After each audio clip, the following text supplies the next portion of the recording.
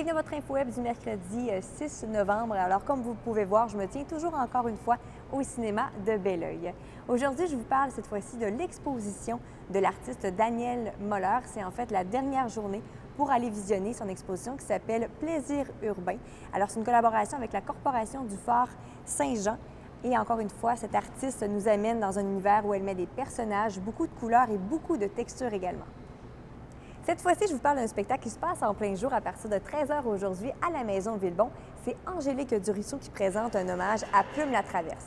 Alors, elle va reprendre tous les textes du poète québécois, les livrer avec beaucoup de délicatesse, accompagnée du pianiste Marc-André Cuirier.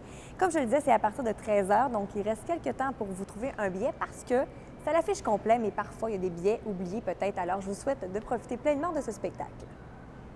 Un spectacle à ne pas manquer ce soir, présenté au Centre des Arts Juliette Lassonde à Saint-Hyacinthe. C'est en fait le conteur Fred Pellerin qui revient avec un 6e spectacle. Et cette fois-ci, il aborde le sujet qui est en fait un mystère autour de sa naissance, de son village Saint-Élie-de-Claxton. Et il se pose la question, qu'est-ce que ça prend en fait pour créer un village? Je vous pose la question et je vous invite à le rejoindre ce soir à son spectacle à 20h à la salle des Jardins.